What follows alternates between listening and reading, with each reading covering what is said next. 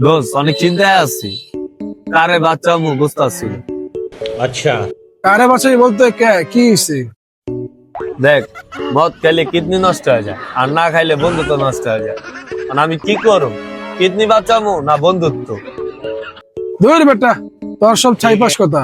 আমাদের সকাল থেকে মন খারাপ, একবার তুই জিজ্ঞেস করছস যে বন্ধু তোর মন খারাপ কে? কেন, কি হইছে? ধুর বেটা, আর কইস না।